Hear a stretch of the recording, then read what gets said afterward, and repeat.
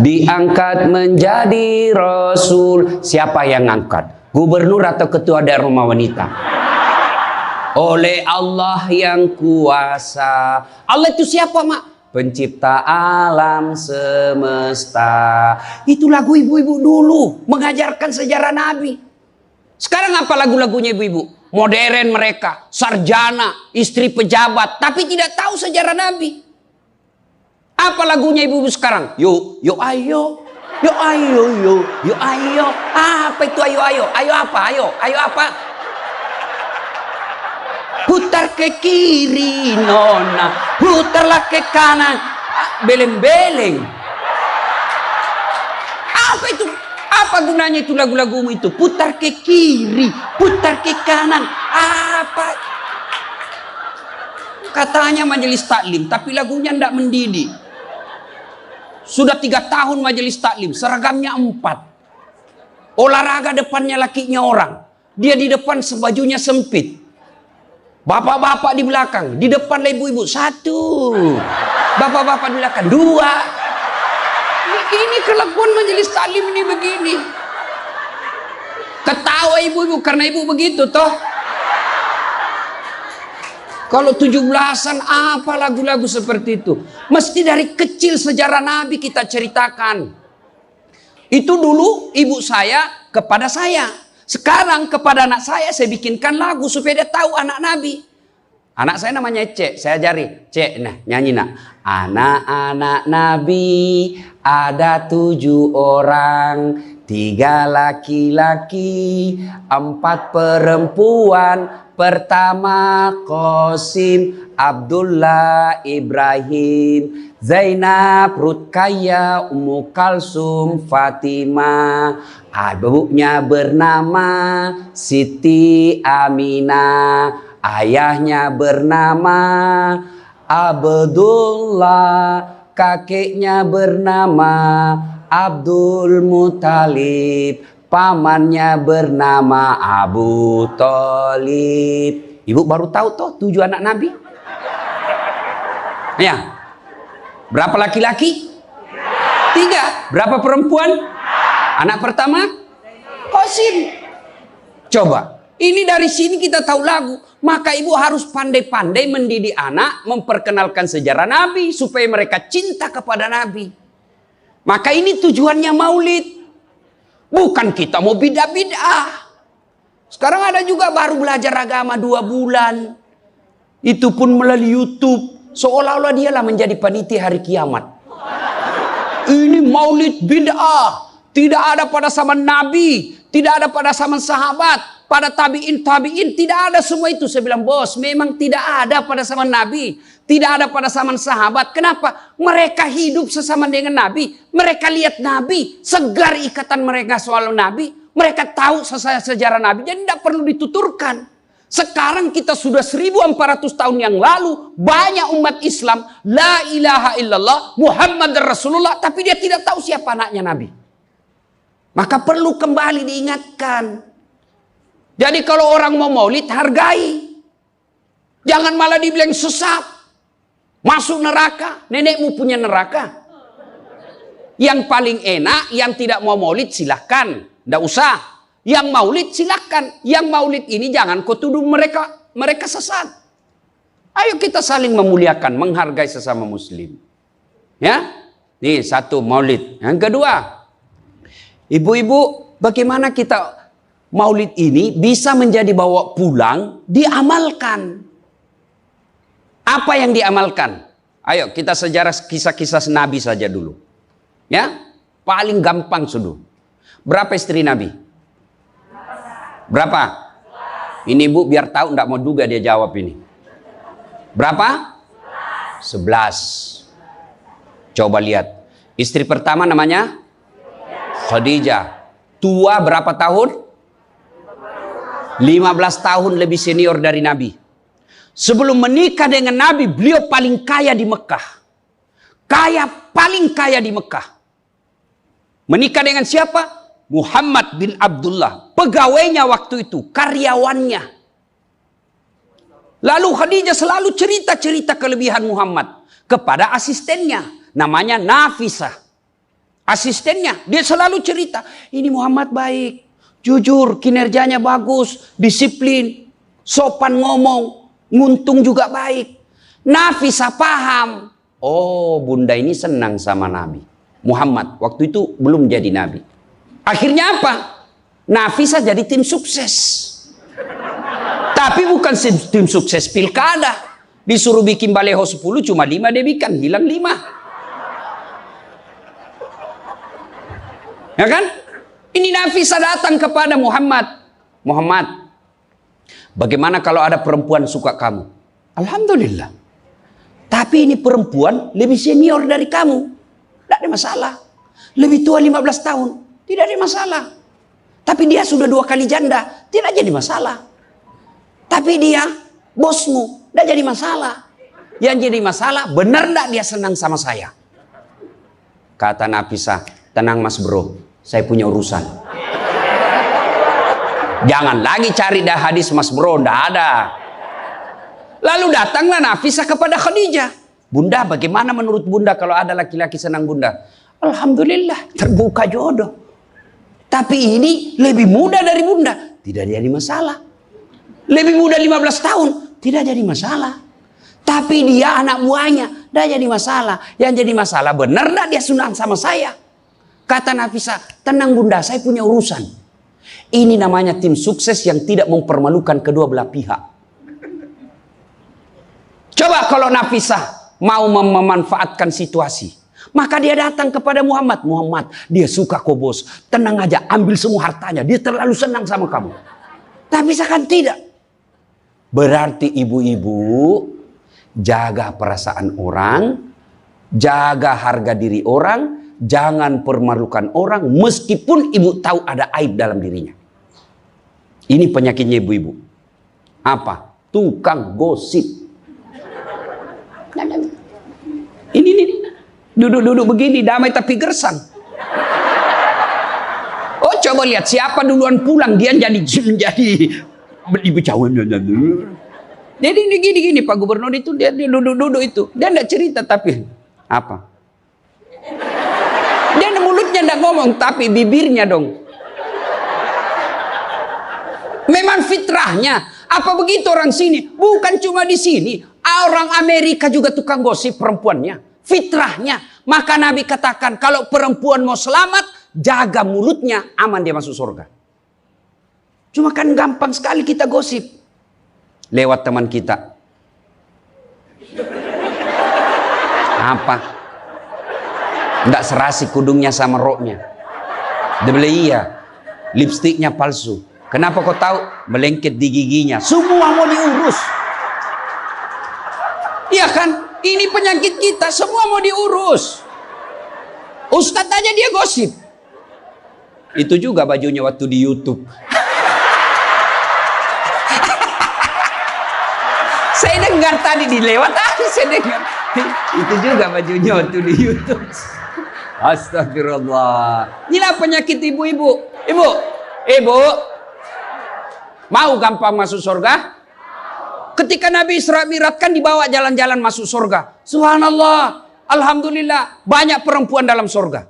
Begitu Nabi dibawa lihat neraka. Nauzubillah min zalik. Ya Allah ampuni hambamu. Ya Allah ampuni umatku. Ya Allah. Kenapa? Perempuan ternyata lebih banyak dalam neraka.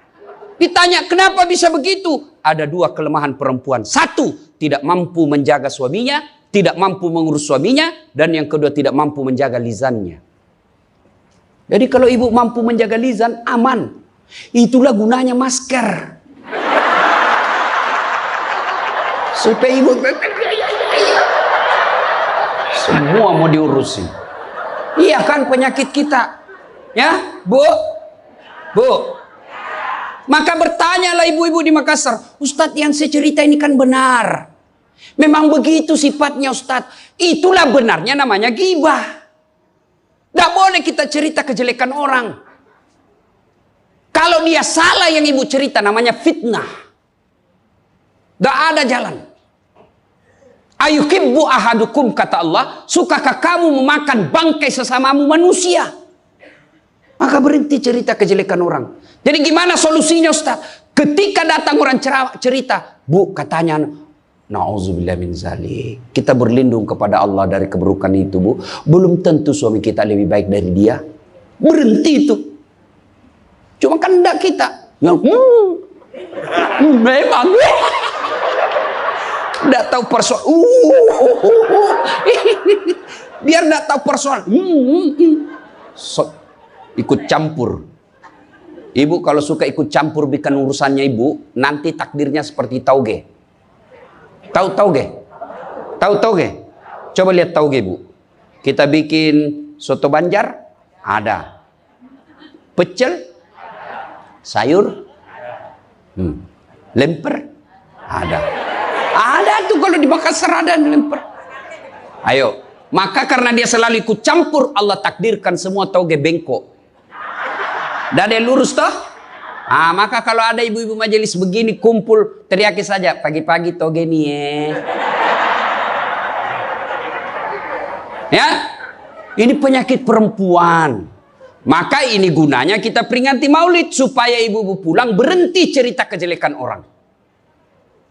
Tidak ada gunanya, menghabiskan amal-amal kita. Nabi pernah kumpul para sahabat dan bertanya, atadruna manil muflis? Saudara-saudara sekalian, kau tahu siapa yang bangkrut nanti di akhirat? Mereka tidak sholat ya Rasul, dia sholat. Yang tidak puasa ya Rasul, dia puasa. Yang tidak haji ya Rasul, dia haji. Yang tidak bayar zakat ya Rasul, dia zakat sedekah. Kalau begitu siapa yang bangkrut ya Rasul? Jarusu wa khati'ur rahim. Tetangga yang jahat sama tetangganya dan yang suka memutuskan tali persaudaraan. Dan salah satu jahat sama tetangga dan memutuskan tali persaudaraan adalah mereka suka menceritakan kejelekan orang. Adakah orang yang senang dicerita kejelekannya? Ada? Ada? Ada, Ibu? Lalu untuk apa kita cerita orang? Rajin betul istrinya majelis taklim. Baik betul itu istrinya, tapi kasihan suaminya selingkuh kiri kanan. Lalu apa untungnya Ibu cerita? Bu? Hei. Hei. Satu, pulang pengajian, tinggalkan gosip. Dua, Rasulullah setelah menikah dengan Khadijah, usia 40 tahun, Nabi dilantik menjadi Rasul. Pulanglah beliau 3 hari 3 malam di atas Gua Hira. Pulang menggigil. Dia ketuk pintu. Masuklah Nabi, kedinginan. Lalu Nabi berkata, istriku selimuti saya kedinginan. Kira-kira kalau ibu-ibu, apa jawaban ibu? 3 hari 3 malam suami tidak ada kabar. Di WhatsApp tidak dibaca. Di telepon di reject. Tiba-tiba datang kedinginan, Bu. Selimuti saya, Bu. Apa jawaban ibu? Apa ibu selimuti? Enggak, diinterogasinya suaminya. Mana HP-mu? Dari mana kau ini kedinginan? Iya toh? Tapi Khadijah tidak.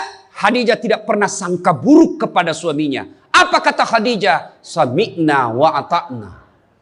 Hikmah yang kedua buat ibu-ibu, sangka baiklah kepada suami. Demi Allah, tidak ada kebahagiaan rumah tangga yang dipenuhi dengan sangka buruk. Ibu mau bahagia dengan suami? Mau?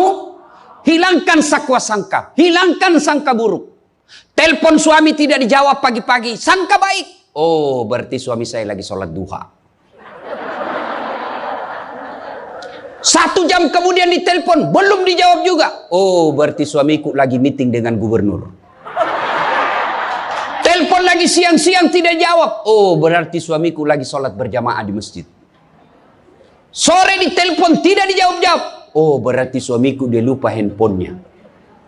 Tiba-tiba sore masuk WhatsApp teman kita. Saya lihat suamimu bonceng cewek, cantik betul. Oh, berarti suami saya lagi nge-grab.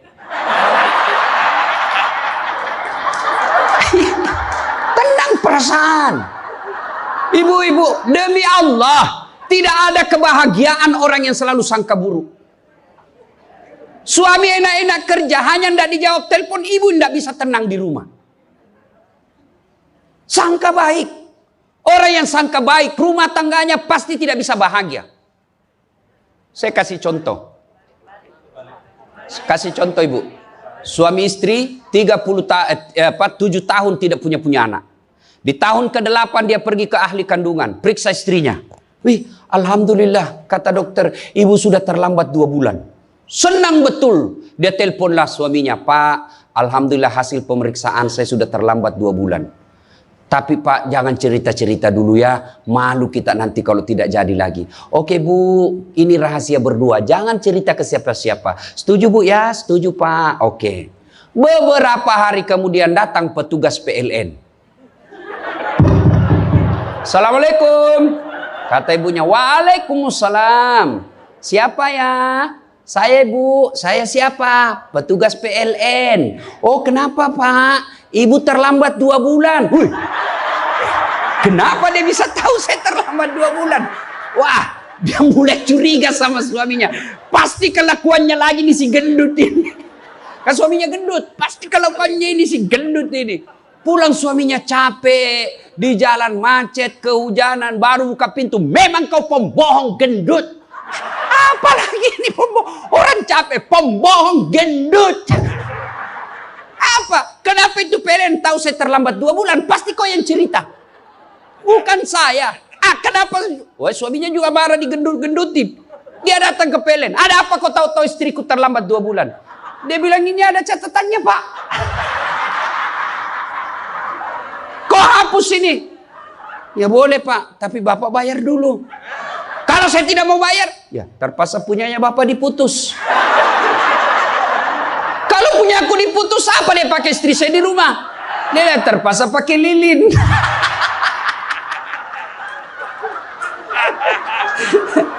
Inilah bahayanya sangka buruk. Bu.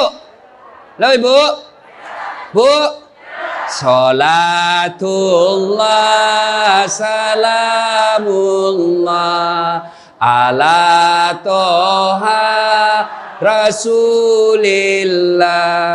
Salatullah salamullah ala yasin habibillah. Oleh-oleh kedua pulang maulid, hilangkan sangka buruk. Tidak ada kebahagiaan orang sangka buruk. Begitu juga kepada pimpinan kita. Kok saya dimutasi? Sangka baik.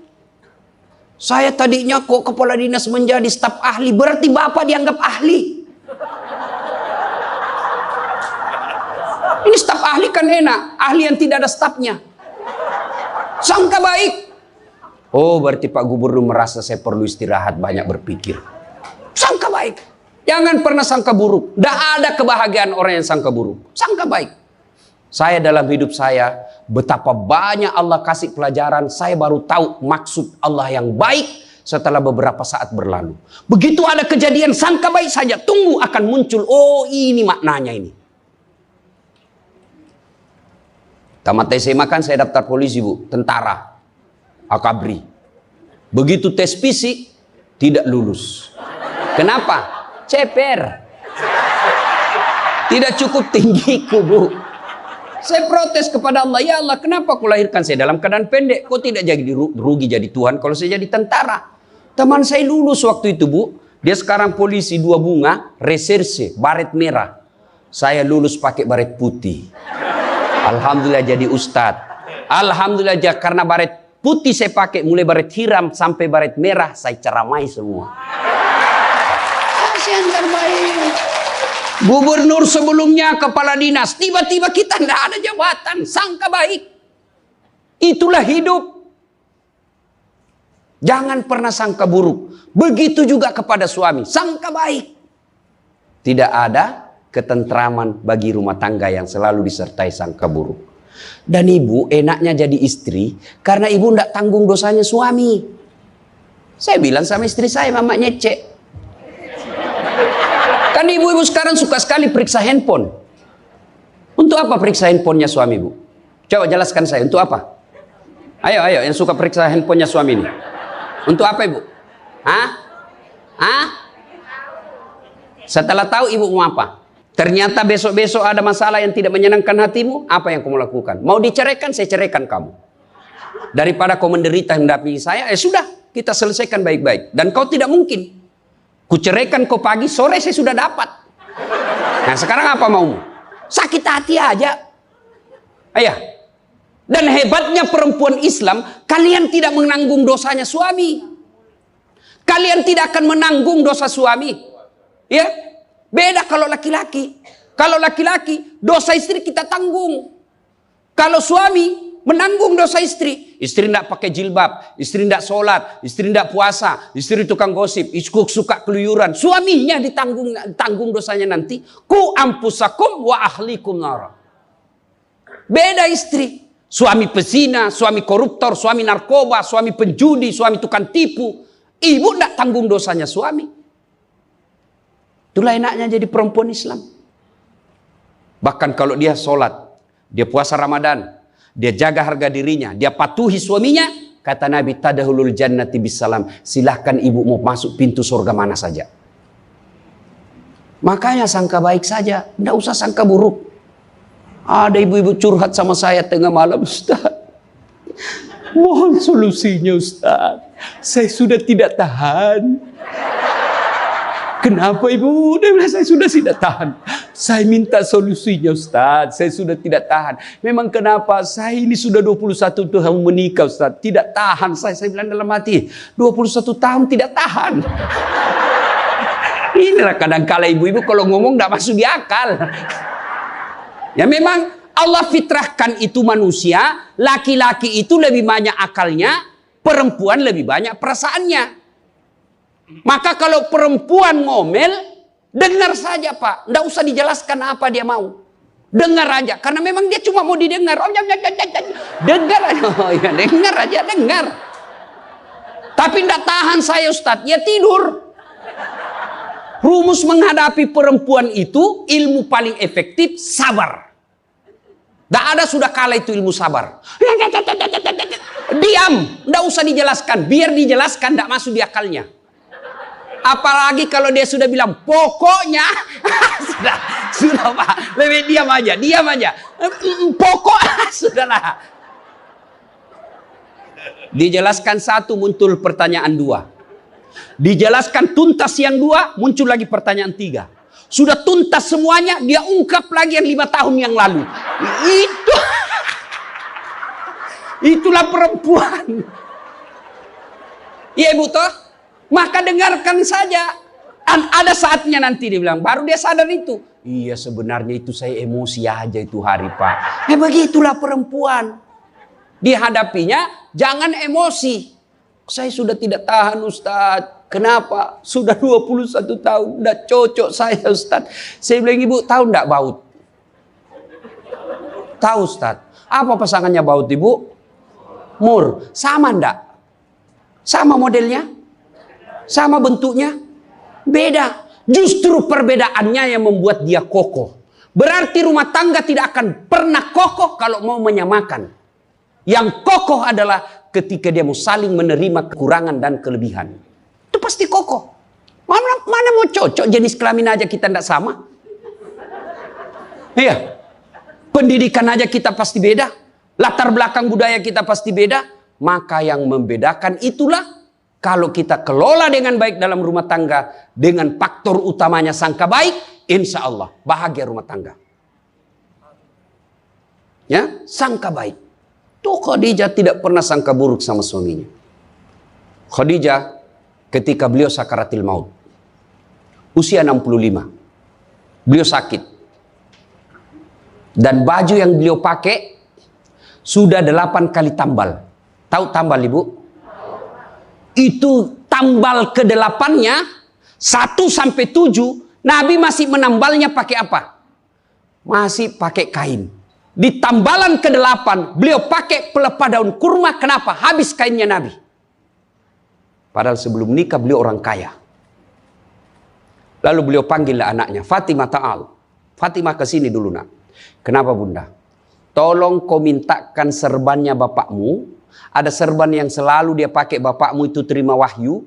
Tolong sampaikan ke beliau. Saya minta untuk saya jadikan kain kafan. Mudah-mudahan serban itu Allah hindarkan saya dari azab kubur. Mendengar ini, Fatimah berkata, bunda aja yang minta sama bapak. Dengar jawaban Khadijah. Saya malu minta sama bapakmu, nak. Habis hartanya untuk bantu Rasulullah, minta serban, malu. Kira-kira masih ada istri sini malu minta sama suaminya? Pak Gubernur, masih ada kira-kira malu minta sama suami? Bukan diminta, dicuri. Ayo, itulah Khadijah. Maka jangan heran Khadijah meskipun sudah wafat, beliau tidur bersama Aisyah. Beliau tidur bersama Aisyah. Tapi siapa yang dikenangnya? Khadijah. Rasulullah hanya berkata, seolah-olah saya mendengar trompa kakinya Khadijah. Seolah ada Khadijah dalam rumah kita. Aisyah cemburu. Ya Rasulullah, ada apa sih kelebihan Khadijah? Khadijah sudah wafat. Kau nikahi 2 kali janda, lebih tua dari kamu. Kenapa Khadijah terus? Dengar jawaban Nabi. Kau tidak pernah mampu mengimbangkan, menyandingkan, atau menyamakan dirimu dengan Khadijah. Ketika tidak ada orang percaya kepadaku, Khadijah orang pertama yang percaya kerasulanku. Ketika orang memboikot saya, tidak boleh bertransaksi ekonomi kepada Muhammad, hartanya habis untuk membantu perjuangan dakwah. Maka jangan heran Rasulullah sangat mencintai Khadijah. Jadi kalau ibu mau dicintai suami lahir batin, jadilah seperti Khadijah. Bukan karena cantiknya, bukan karena kayanya, tapi kebersihan hatinya Khadijah. Kita itu laki-laki kan tergantung perempuannya. Kalau perempuannya baik, akhlaknya baik, tidak mungkin tergoda suami. Ibu mau suami tidak macam-macam mikirnya. 3 aja resepnya. Pegang ini, kau kuasai suamimu. 1, buat matanya senang. Artinya apa? Ibu penampilan cantiklah di depan suami. Kalau suami senang selalu pakai baju merah, pakai itu baju merah tiap hari. Kalau suami senang warna-warna emas, pakailah itu tiap hari. Ya. Tapi saya tidak senang warna begini, Ustaz. Bukan untuk ibu, tapi untuk menyenangkan suami. Dandannya seorang istri, menyenangkan hati suami, itu ibadah buat seorang wanita. Yang kedua, buat perutnya senang.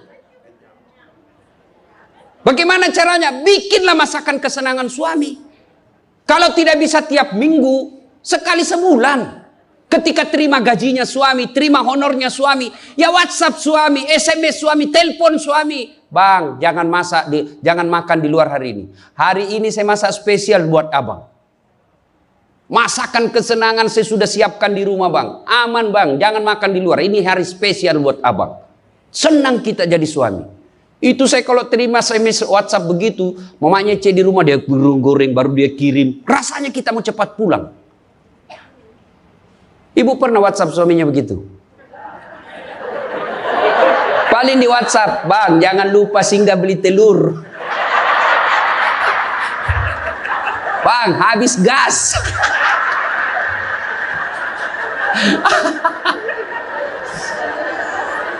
Kok tahu Ustaz? Ya saya rasakan juga. Pernah suatu kali Pak Gubernur pulang, saya ceramah takziah malam-malam di Makassar. Tiba-tiba masuklah WhatsAppnya mamanya C. Ustadz habis pembalut. Aduh. Tidak mungkinlah sopir saya suruh ini istri saya. Sudahlah, saya singgah, saya berdoa mudah-mudahan tidak ada yang kenal saya. Begitu saya bayar, ada ibu-ibu datang, Ustadz beli pembalut. Saya jengkel, langsung saya balik. Biar daripada saya melahirkan, udah. Tenang perasaan. Mungkin ego kita ini buat kita juga laki-laki, ya. Kadangkala ego naik, masa saya eselon, masa saya kepala dinas, masa singgah beli pembalut.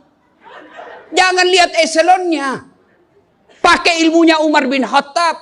Umar bin Khattab, ada sahabat yang selalu mau datang, mau laporkan istrinya. Kenapa? Istrinya suka ngomel. Maka dia berharap Umar panggil istrinya supaya dinasehatin. Begitu dekat dengan Umar bin Khattab, dekat dari rumahnya Umar, dilihatnya Umar juga dimarahi sama istrinya. Balik dia bilang, Pak Umar aja dimarahin. Balik besok ketemu, ya Amirul Mukminin, presiden lah waktu itu. Saya lihat kemarin Anda, istri ngomel-ngomel, Anda senyum saja. Dengar ini jawaban bapak-bapak ini, para pejabat nih yang hadir. Dengar apa jawaban Umar. Begitulah cara saya berterima kasih kepada istriku yang telah hamil, melahirkan, dan menyusui anak saya. Coba, hilang itu emosi Pak, hilang itu harga diri. Kalau kita sudah ingat bagaimana susahnya itu ibu melahirkan, hamil. Masih ingat ibu-ibu waktu hamil? Masih? Ada ndak enaknya itu orang hamil? Untung saya ndak pernah hamil. Oh, coba ibu-ibu kalau hamil, jalan aja setengah mati. Aduh, sudah mau mau duduk aja, mana ada ibu hamil langsung duduk aja. Udah standar samping dulu itu kasihan. Iya ibu, ya benar. Kalau kita laki-laki paling ngidam. Ustaz, apa doanya berhenti ngidam istri? Ngidam apa istrimu? Nanti dia bisa tidur kalau dilihat saya di atas lemari Pak Ustaz. Jadi kalau istrinya mau tidur jam 10, setengah 10 sudah naik di atas lemari. Saya berarti kau dongo-dongo itu dikasih kerja di konsumsi. Yang kedua kata Umar, begitulah cara saya berterima kasih kepada istriku yang telah melahirkan anak saya. Masih ingat waktu melahirkan? Masih? Ada ndak ibu-ibu melahirkan senyum? Ada? Mentang-mentang istri gubernur keluar sayang. Setengah mati juga biar istri gubernur. Nggak ada. Itulah susahnya jadi perempuan. Maka ketika suami disuruh sama istri, bayangkan sulitnya melahirkan. Yang ketiga kata Umar, begitu cara saya berterima kasih yang telah menyusui anak saya. Masih ingat waktu menyusui? Masih? Terutama waktu tumbuh giginya.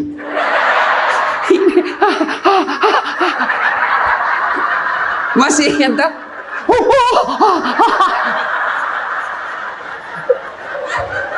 Untuk saya tidak pernah rasakan.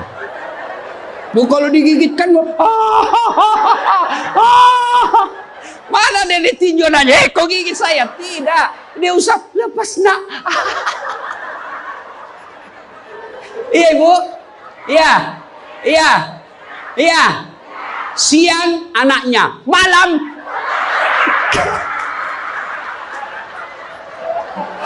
Salatullah salamullah ala toha rasulillah. Salatullah salamullah ala yasin.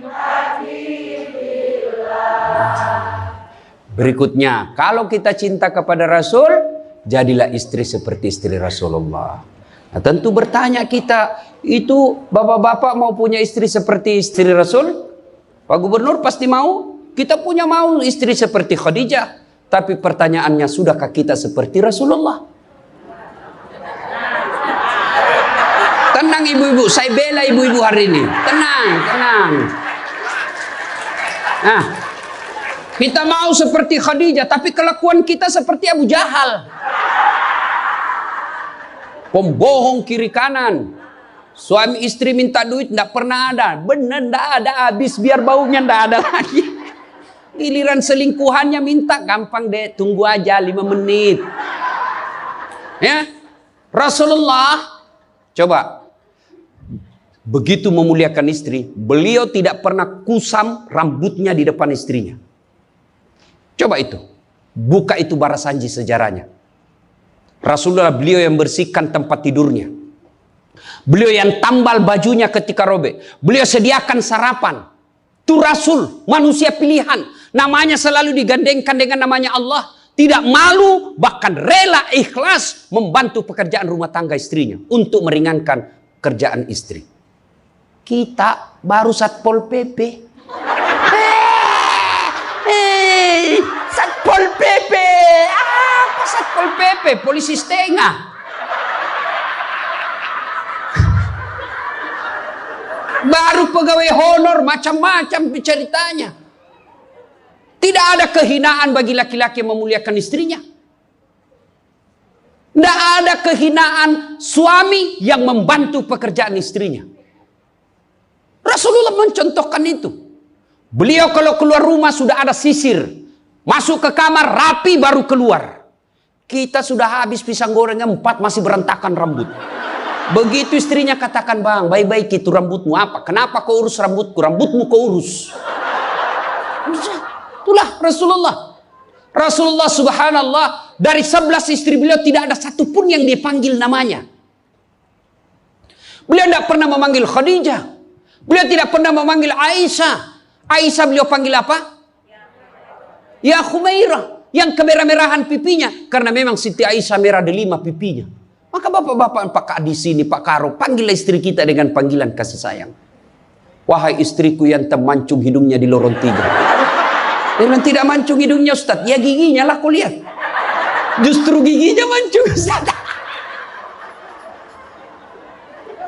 Jangan terlalu jujur. Mentang-mentang istri kita hitam panggil Tam. Hitam. Apa kata istri kita? Apa PC? Masa suami istri? Katanya Islam ini agama yang paling paripurna. Kok kita saling PC hitam?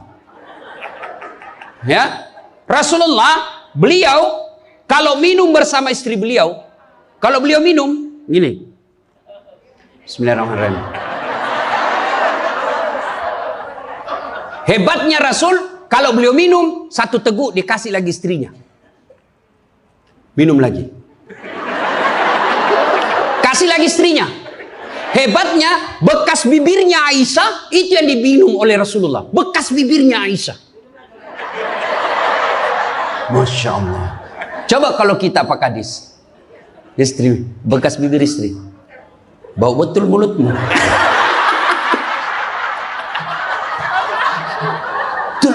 Maka kalau ibu bapak mencontoh Rasulullah, maka rumah tangga pasti bahagia.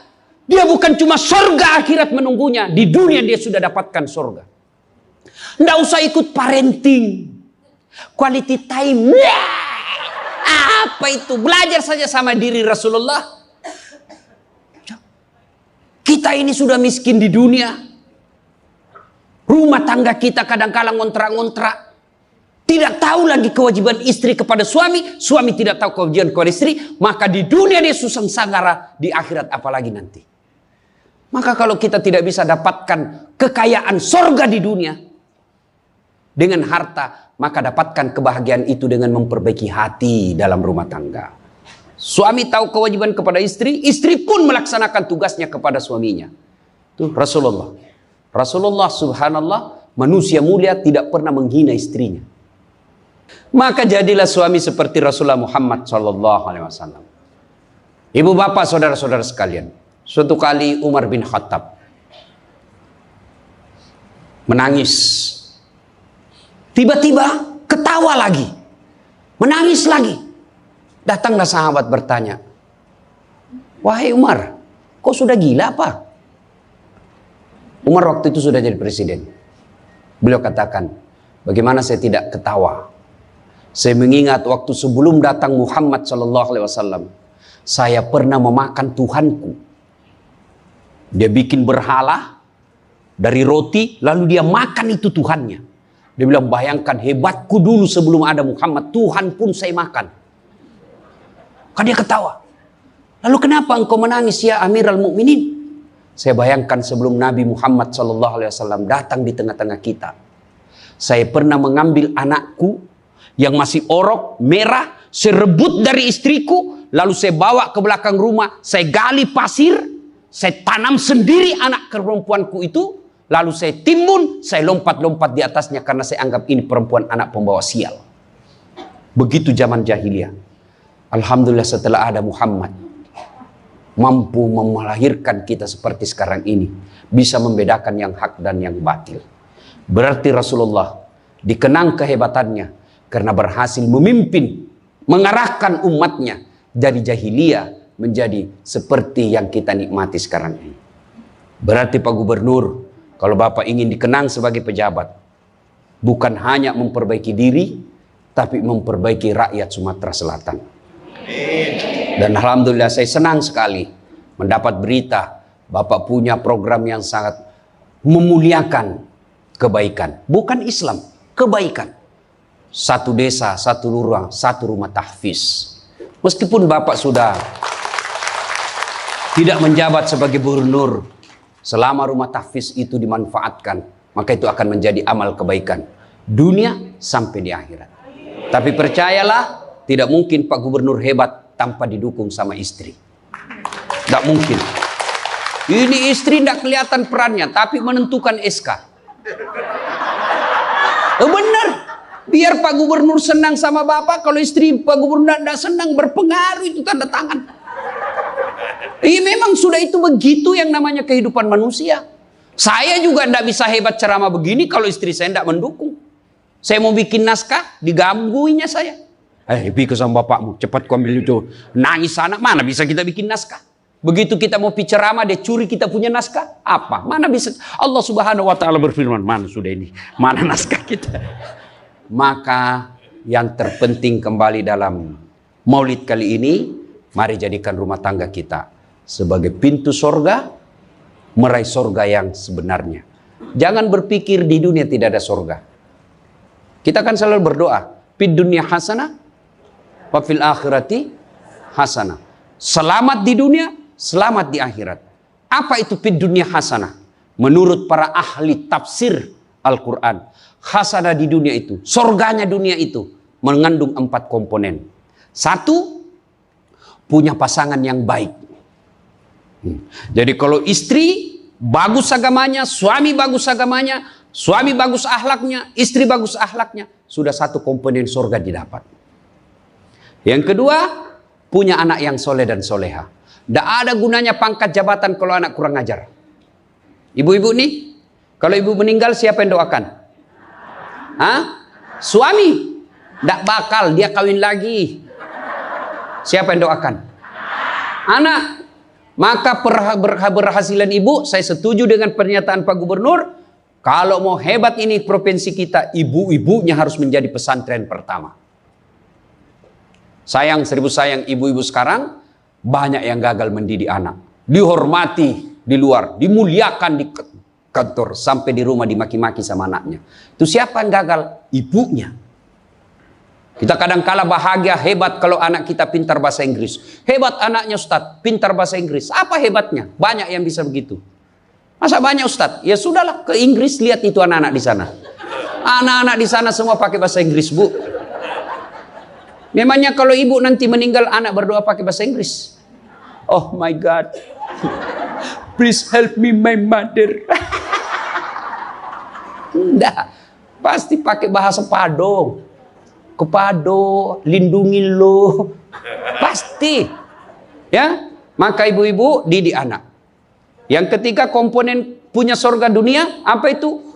Punya harta yang bermanfaat, bukan harta yang banyak. Mana harta yang bermanfaat? Harta yang banyak digunakan orang lain menjadi amal soleh-soleh, amal jariah. Bu-ibu nih, yang punya emas berlian, cincin. Ayo ibu, kalau ibu meninggal siapa yang punya itu? Hah? Siapa? Anak, istri kedua. Bukan anak, istri kedua yang pakai. Maka sedekahlah sebelum tiba saatnya. Dan yang keempat, surganya dunia, punya teman yang baik. Bukan teman kepentingan politik dan kekuasaan. Teman yang baik itu meskipun kita sudah pensiun masih baik sama kita. Meskipun kita sudah miskin masih baik sama kita. Itulah teman yang baik. Dan nerakanya dunia ketika kita punya jabatan, banyak teman kita, pas kita hilang jabatan, semua menjauh dari kita. Itu nerakanya dunia. Nah ibu bapak saudara-saudara sekalian, mari mewujudkan ini melalui maulid. Maulid ini tidak ada guna kalau kita pulang tidak diamalkan. Minimal amalkan dengan menjadi suami yang baik dan istri yang baik. Terakhir, kalau kita mencintai Rasulullah, maka kita ikuti sunnah-sunnahnya. Apa sunnah? Yang gampang-gampang, tidak usah berat-berat. Mulai hari ini, oleh-oleh khusus ibu, kapan dan dimanapun selalu ada wudhu. Coba ibu amalkan. Bapak-bapak pegawai, bapak mau pergi kerja, wudhu dulu. Mau pergi jemput anak, wudhu dulu. Mau pergi pengantin, wudhu dulu. Mau pergi kemana saja, ikuti Pak Gubernur yang katanya tidak ada liburnya. Ya. Sudah ikuti dengan ada wudhu. Orang yang selalu ada wudhunya, Innallaha yuhibbut tawwabina wa yuhibbul mutatakhirin. Dicintai oleh Allah Subhanahu wa taala. Ibu bapak saudara-saudara sekalian, banyak yang ingin kita sampaikan, tapi waktu jualah yang membatasi kita. Insya Allah lain waktu dan kesempatan kita akan lanjutkan.